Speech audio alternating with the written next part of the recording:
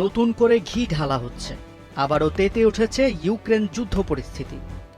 মাঝখানে মার্কিন সমরাস্ত্র রাশিয়াকে খানিকটা ভড়কে দিয়েছিল ভ্লাদিমির জেলেনস্কির দেশ।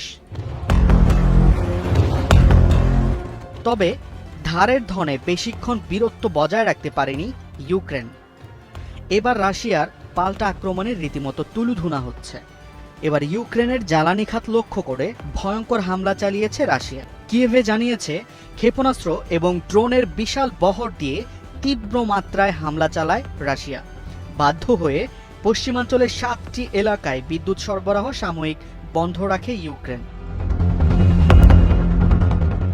এই হামলায় 43টি ক্রুজ ও ব্যালিস্টিক ক্ষেপণাস্ত্র এবং 74টি ড্রোন ব্যবহার করেছে রাশিয়া। বিশ্ব গণমাধ্যমের খবর বলছে, রাজধানী কিয়েভে প্রেসিডেন্ট ভ্লাদিমির জেলেনস্কির কার্যালয়ের কাছের একটি বৈদ্যুতিক স্টেশনেও এই হামলার কারণে আগুনে পুড়ে গেছে।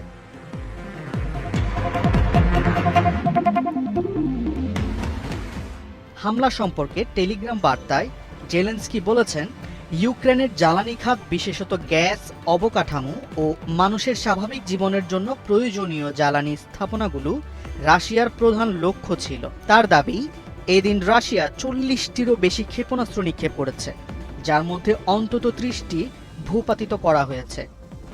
একই সময়ে 70টির বেশি রুশ আক্রমণকারী ড্রোন মোতায়েন করা হয়েছিল বলেও উল্লেখ করেন জেলেনস্কি। রুশ প্রতিরক্ষা মন্ত্রণালয়ও ইউক্রেনে বড় ধরনের হামলার বিষয়টি নিশ্চিত করেছে। তারা জানিয়েছে, এটি ইউক্রেনের সামরিক শিল্প খাতকে বিদ্যুৎ সরবরাহকারী জ্বালানি অবকাঠামো লক্ষ্য করে চালানো হয়েছে।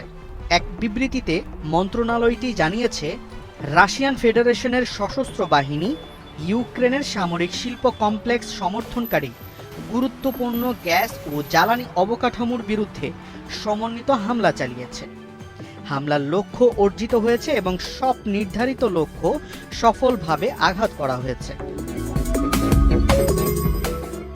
এদিকে রাশিয়ার হাত থেকে বাঁচতে যুক্তরাষ্ট্রের নবনির্বাচিত প্রেসিডেন্ট ডোনাল্ড ট্রাম্পের দিকে তাকিয়ে আছে ইউক্রেন। আগামী 20 জানুয়ারি শপথ নেবেন ট্রাম্প। তিনি দায়িত্ব নেয়ার প্রথম দিনেই ইউক্রেনে একটি শান্তি চুক্তি করার প্রতিশ্রুতি দিয়েছিলেন নির্বাচনী প্রচারণায়। তবে বাস্তবতা বড় কঠিন হয়ে পড়েছে। ট্রাম্পের উপদেষ্টারা মনে করছেন, অত সহজে ট্রাম্পও এই সংঘাতের ইতি টানতে পারবেন না।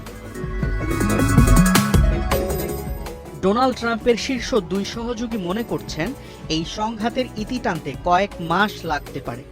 সেক্ষেত্রে ট্রাম্পের দেওয়া প্রতিশ্রুতিকে তারা নির্বাচনী প্রচারের অত্যুক্তি বলে মন্তব্য করেন। ট্রাম্প দায়িত্ব নেয়ার পর তার রাশিয়া ইউক্রেন বিষয়ক দূত হবেন সাবেক লেফটেন্যান্ট জেনারেল কিথ কেলোগ। কিছুদিন আগে তিনিও বলেছেন একই কথা। গত সপ্তাহে মার্কিন গণমাধ্যম ফক্স নিউজকে সাক্ষাৎকার দেওয়ার সময় কেলুক বলেন, তিনি 100 দিনের মধ্যে এই যুদ্ধের একটি সমাধান করতে চান, যা ট্রাম্পের উল্লেখ করা সময়সীমার চেয়ে অনেকটাই বেশি। সব মিলিয়ে ইউক্রেনের হতাশা বাড়ছে, বিপরীতে সফলতা আসছে রাশিয়ার ঘরে। এরই মধ্যে দেশটির অনেকটা এলাকার দখল নিয়েছে রুশ বাহিনী।